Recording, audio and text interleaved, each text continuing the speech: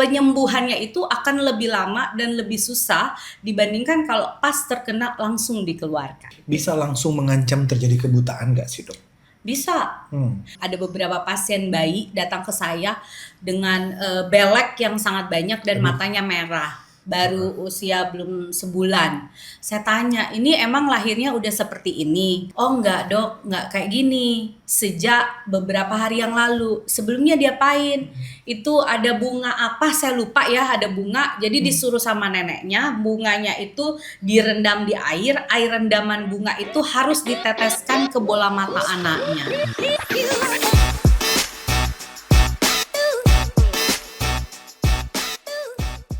Halo Sobat Sentra, jumpa lagi di program podcast Sentra Medical Hospital Cikarang. Kali ini kita akan membahas topik yang mungkin sudah familiar di antara Sobat Sentra ataupun juga di masyarakat tentang trauma mata. Ternyata bukan cuma hati yang trauma, mata juga bisa trauma ya. Dan untuk membahas ini saya tidak sendirian, saya sudah ditemani oleh special guest kita, bintang tamu kita pada kesempatan kali ini yaitu Dr. Marcella Politon, spesialis mata. Halo dokter yang cantik, apa kabar? Kabar baik. Luar biasa, tetap cantik seperti dulu. Terima kasih. Oke dok, ini kan tentang trauma mata ya. Ya. Nah, trauma mata, mungkin dokter bisa menjelaskan, bisa bercerita begitu kepada Sobat Sentra bahwa apa sih sebenarnya yang disebut dengan trauma mata itu sendiri dan penyebabnya kenapa dok? Oke, trauma mata itu sebenarnya adalah suatu kejadian yang tertimpa pada kedua mata kita atau salah satunya karena ada suatu sebab seperti ada terkena benda asing atau ada terkena tusukan ataupun bisa juga karena kena benturan. Itu dapat kita kategorikan sebagai trauma pada mata kita. Jadi apapun itu ya, tusukan, Ya. benturan. Itu saja sih.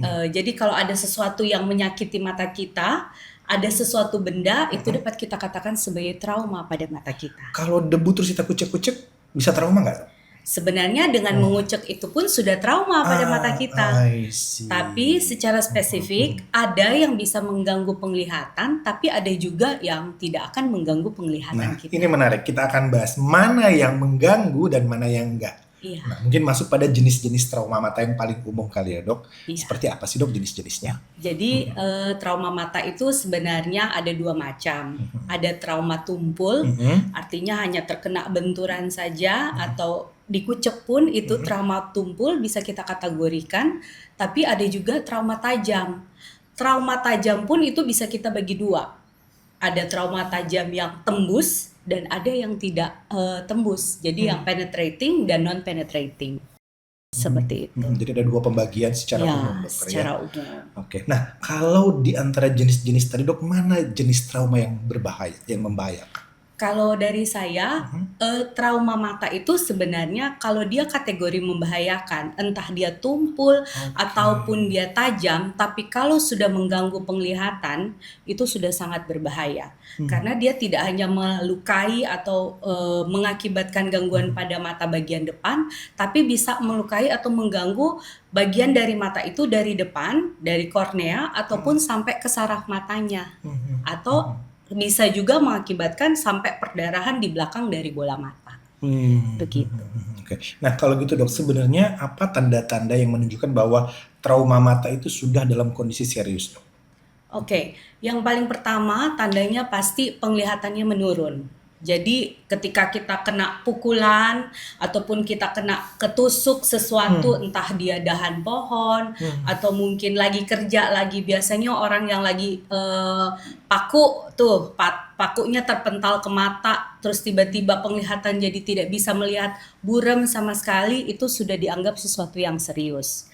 Selain itu juga ada tanda-tanda yang lain, nggak cuma penglihatan menurun, mata merah bisa juga, bahkan ada yang silau, ataupun kalau dia kena kelopak mata ya otomatis ada perdarahan atau mungkin ada luka robek di bagian dari bola mata yang terkena. Dan itu udah bisa langsung mendapatkan penanganan segera dok? Kalau untuk menjaga agar penglihatannya bagus, Ya, sebaiknya ketika terkena sesuatu harus langsung datang, langsung ditangani. Karena semakin cepat trauma itu terjadi dan semakin cepat ditangani, maka hasil atau prognosis untuk melihat itu lebih baik dibandingkan yang sudah berapa hari baru ditangani. Seperti itu, Dok. Baik. Nah, Dok, ini kan kadang orang misalkan rumah sakit jauh nih ya, Ya. dia mengalami trauma pada saat mungkin ke rumah sakit agak jauh. Mungkin hal pertama yang harus dilakukan pada saat dia mengalami trauma mata itu apa, dokter? Tergantung dari traumanya apa. Kalau seandainya dia kena benturan, ya cukup ditutup saja dengan kain kasa atau handuk ataupun sapu tangan yang bersih. Kemudian secepatnya datang ke fasilitas yang ada dokter matanya. Yang pertama itu. Tapi kalau seandainya dia trauma kena paku tuh, jangan sekali-kali pakunya dilepas. Nah, Jadi benda asingnya jangan diangkat. Atau ada juga nih di daerah Cikarang ya, kebetulan kan saya di daerah mungkin industri kasus-kasus ya. menarik yang dokter Ya. sering temui ya, Dok, di lapangan. Nah, ada juga nih kayak gini. Di sini kan banyak yang suka gerinda ya. Nanti ada gramnya, ada yang suka nyasar lah ke mata kita. Karena kan dia nggak punya mata ya. Jadi kalau mau nyasar, nyasar aja. Nah, sama orang itu ada yang dicoba dikeluarkan sama temennya. Kadang-kadang katanya mitosnya pakai aja uang 100.000 terus digulung-gulung. Tar bagian ujungnya dibikin jadi kayak pencungkilnya. Mereka nggak tahu kalau dilakukan itu justru semakin berbahaya. Karena bisa jadi satu, si gramnya itu bisa justru ketekan ke dalam, akhirnya susah untuk diambil. Atau yang kedua, justru bisa ada luka robek pada kornea atau bagian bening mata yang bagian depan.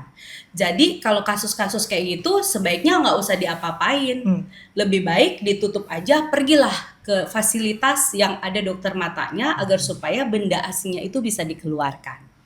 Seperti itu, Ya, Dok. banyak banget ya, Dok, kasus-kasus seperti ini. Kebetulan saya di Cikarang ini sih sudah lumayan banyak, dan itu untuk trauma yang paling sering saya temukan adalah benda asing pada bagian kornea. Dan banyak sekali yang melakukan tindakan seperti itu. Justru yang datang langsung minta ditangani, pasiennya lebih sedikit dibandingkan yang sudah dikorek-korek dulu dari tempat kejadiannya. Begitu, Dok. Itu sangat berbahaya dan saya sangat tidak menyarankan. Karena justru penyembuhannya itu akan lebih lama dan lebih susah dibandingkan kalau pas terkena langsung dikeluarkan. Seperti itu. Bisa langsung mengancam terjadi kebutaan nggak sih, Dok? Bisa.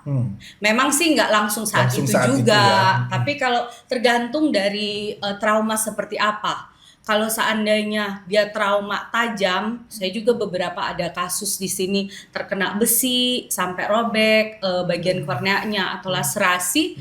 Biasanya kadang-kadang udah kena sampai ke lensanya. Nah, lensa ini kalau dia satu kali terkena benda asing atau terobek kapsulnya, otomatis langsung katarak. Namanya katarak traumatik. Nah, ketika dia katarak traumatik, otomatis penglihatan udah langsung buram, bahkan udah nggak bisa melihat sama sekali. Yang lebih parah itu kalau dia udah lebih dalam lagi terkena dari benda asingnya. Malah ada beberapa kasus saya sampai kena ke bola matanya rusak, dan akhirnya justru bola matanya itu harus diangkat untuk mencegah infeksi lanjutan. Luar biasa ternyata Seperti itu. dampaknya, Dokter ya. Iya. Mungkin termasuk juga para pekerja yang suka ngelas-ngelas gitu ya, Dok, yang nggak menggunakan pengaman mata, kan suka ada percikan api, ya kan, Ya. ngelas-ngelas besi itu loh. Ya. Dok. Ya itu kalau ngelas ya seperti itu, suka kena si pancaran cahayanya kan yang sangat apinya yang sangat kencang ya. Terus selain itu si gram itu untuk yang gerinda. Masalahnya adalah standar untuk APD ya atau pengaman diri dari orang pekerja itu kan harusnya menggunakan Google. Betul, Google. Jadi bukan hanya kacamata biasa aja, harus Google yang melindungi sisi atas, samping-samping dan sisi bawah. Kenapa? Agar supaya tidak terpapar dengan si benda asing itu yang mengakibatkan kerusakan pada bagian kornea mata. Jadi mungkin sosialisasi ke pabrik-pabriknya mungkin masih Iya, kurang. iya, harus ada sosialisasi dan memang benar-benar sesuai standar untuk bekerja seperti apa. Jadi SOP-nya terutama untuk alat pelindung diri di bagian mata itu harus benar-benar dilakukan. Jangan hanya sekedar menggunakan kacamata saja.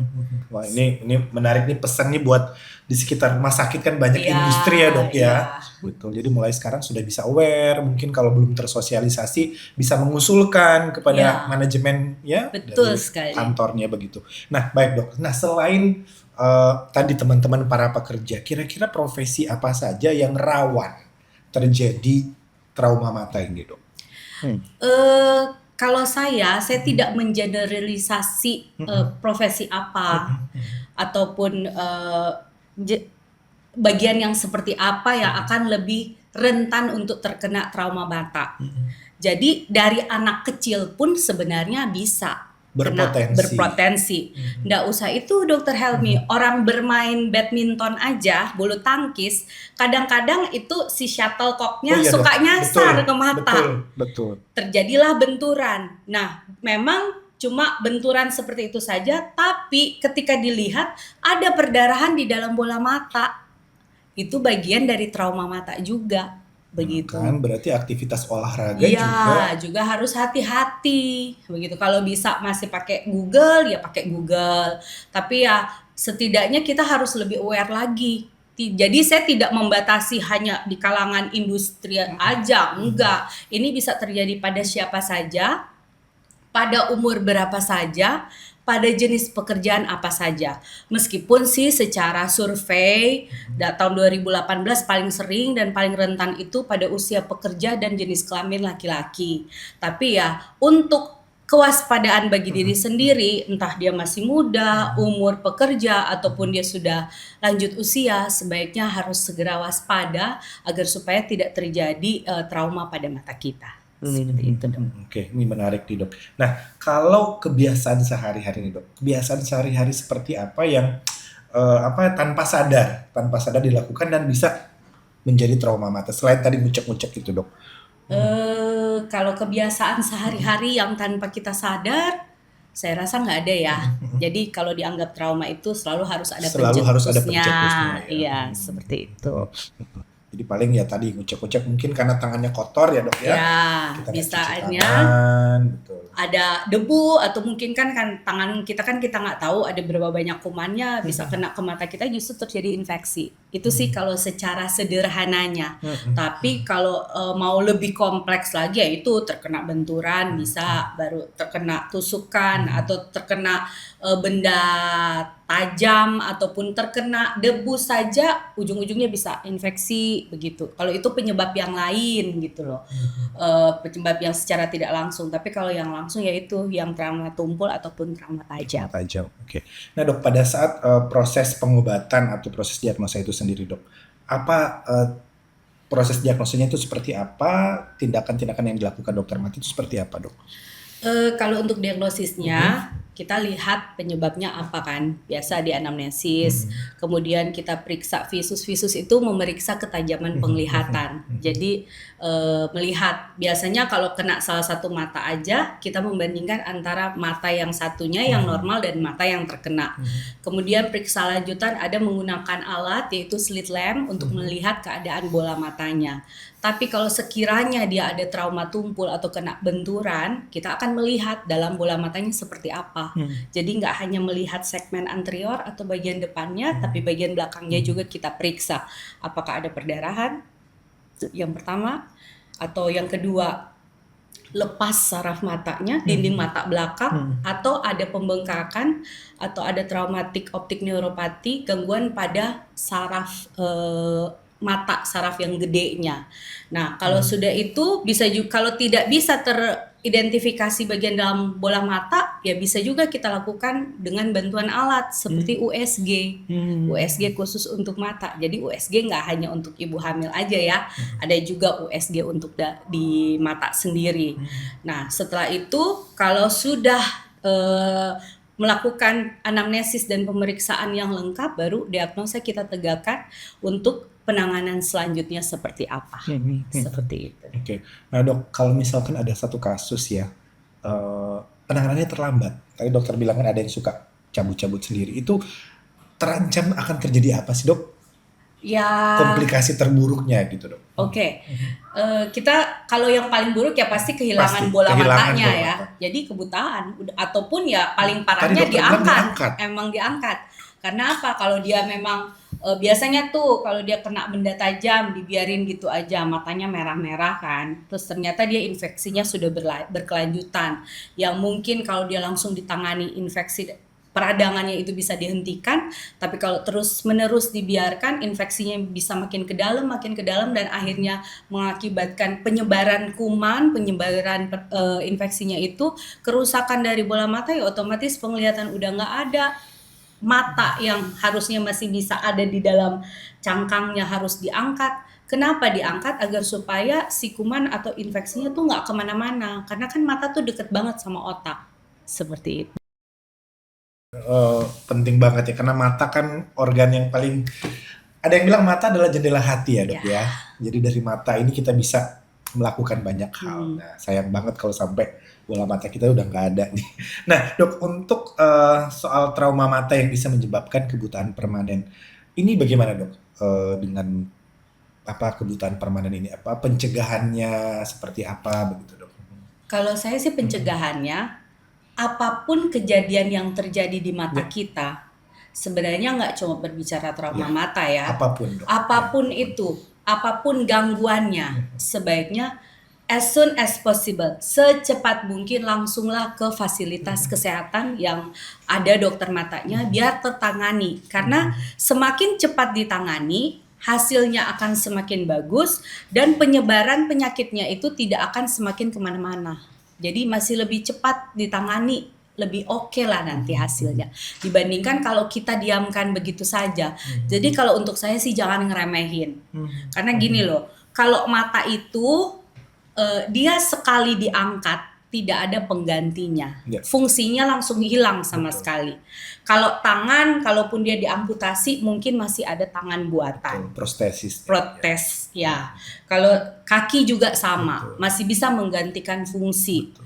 Tapi kalau mata nggak bisa sama sekali. Kalaupun dibilang itu cangkok mata, Nah, donor mata. donor mata, sebenarnya itu bukan bola matanya yang dicabut diganti bola mata yang baru, nggak ada.